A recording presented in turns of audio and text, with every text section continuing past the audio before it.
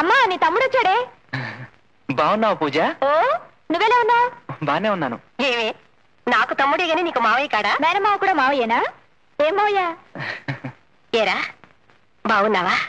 పూజ ఇదిగో పూలు తీసుకో. అక్క జొన్న ఇదిగో.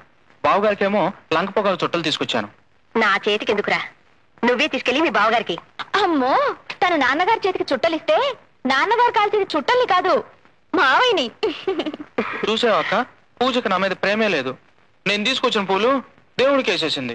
దాని చేష్టలు ఎందుకురా పట్టించుకుంటావు? చిన్నపిల్ల పద భోంచెద్దు గాని. అది కాదక్క, పూజ నాకు ఇచ్చి పెళ్లి చేయడానికి మీకేంటి అభ్యంతరం? అయినా నాకేం తక్కువ, ఒక్క చదువు తప్ప. నన్ను అడిగి ప్రయోజనం ఏముందిరా? అడిగేదేదో మీ బావగారిని అడుగు. అడుగుతాను, నాకేం భయమా? ఇవాళ బావగారు రాగానే తాడో పేడ తేల్చి పారేస్తా. తాడు వీడు అది కాదు బావ, గేదెలు పలుపుతాడు. అది సర్లే, కూర్చొని తినవా. తాడు పేడు తిను.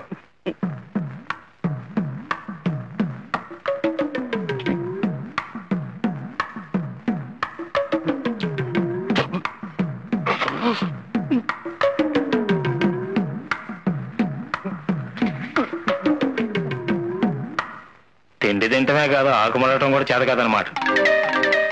ఆకు నీ వైపుకు మడిస్తే అన్నం పెట్టిన వాళ్ళతో సంబంధం కలుపుకోవాలి, బయటికి మడిస్తే సంబంధం వదులుకోవాలి. మా సంబంధం నీకు ఇష్టం లేదా? సంబంధం కావాలి అక్క, సంబంధం కావాలి అక్క. వేరే ఆకి అక్క, సరిగ్గా మడుస్తాను. అక్కకు తగ్గ తమ్ముడు.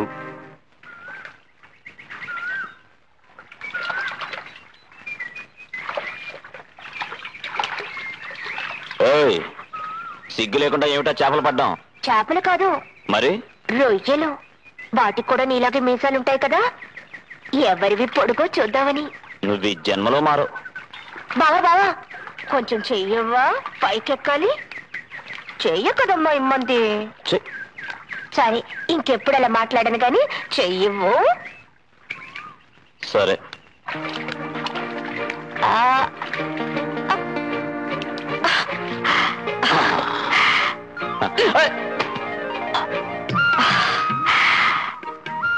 బావా నీ మీసాలు బాలేకుంటాయి చేతి, కానీ పెళ్ళయ్యక మాత్రం వీటిని తీసేయాలి, లేకపోతే ఎక్కడ పడితే అక్కడ గుచ్చుకుంటాయి.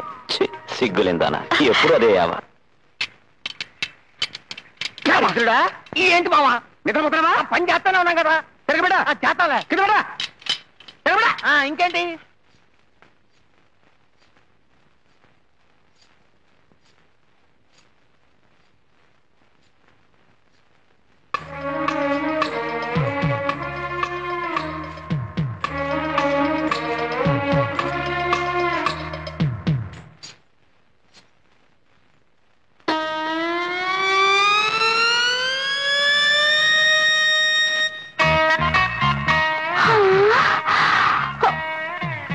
అదేంట్రా ఆగిపోయి ఆకాశం చూస్తుందేంటి?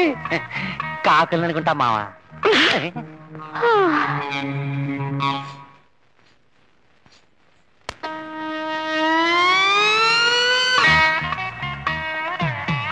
అదేంటి పిల్ల ఏంటి ఎలా చూస్తున్నావు? లంబంగున్నా తంబాన్ని. అదేంట్రా ఆ పిల్ల పైశాచిక భాష మాట్లాడుతుందేంటి? అది పైసాచి భాష కాదు మావా, నైజాం భాష. లంబాగా ఉన్న స్తంభం అంటే పొడుగ్గా ఉన్న గొట్టం అని. అదిగో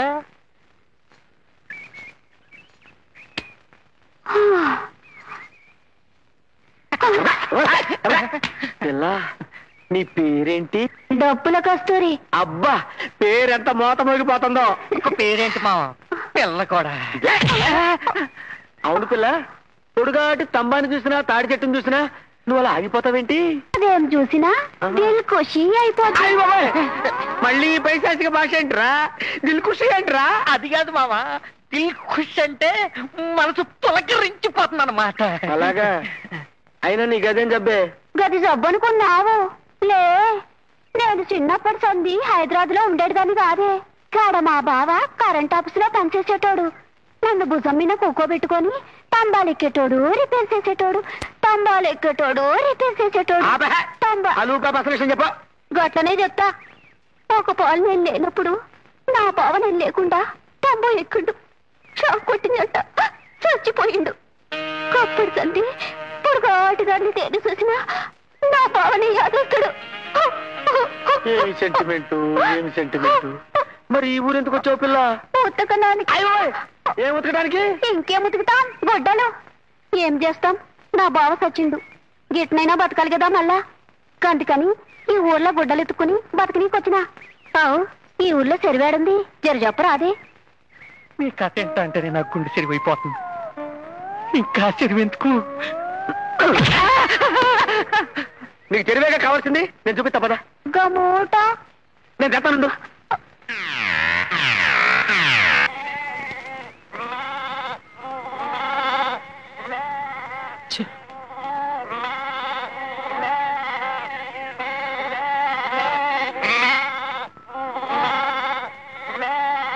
ఏయ్, నువ్వు ఇక్కడ వెయిట్ చేస్తున్నది పూజ గురించేగా? అబే లేదండి. ఇదిగో పూజ నీకోసం అక్కడ ఒంటరిగా వెయిట్ చేస్తుంది.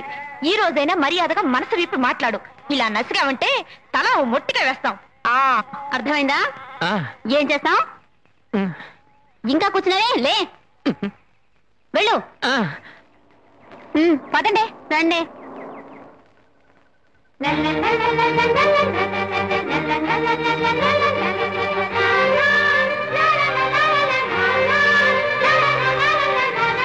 ఏమైనా మాట్లాడవయ్యా?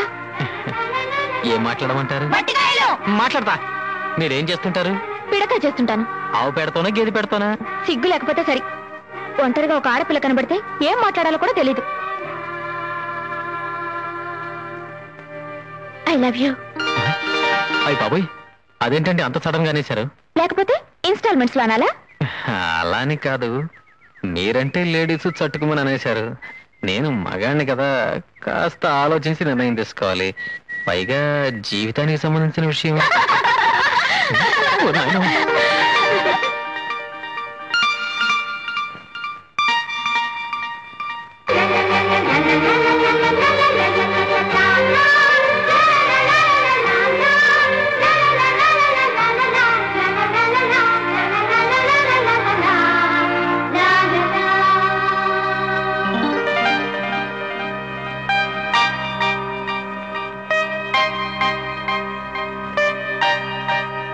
ఈ వంకతో వెళ్ళి పూజను చూసొస్తే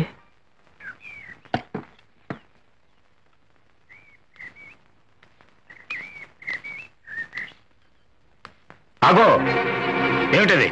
మీ ఓణి అండి, పైనుంచి అటు పడింది.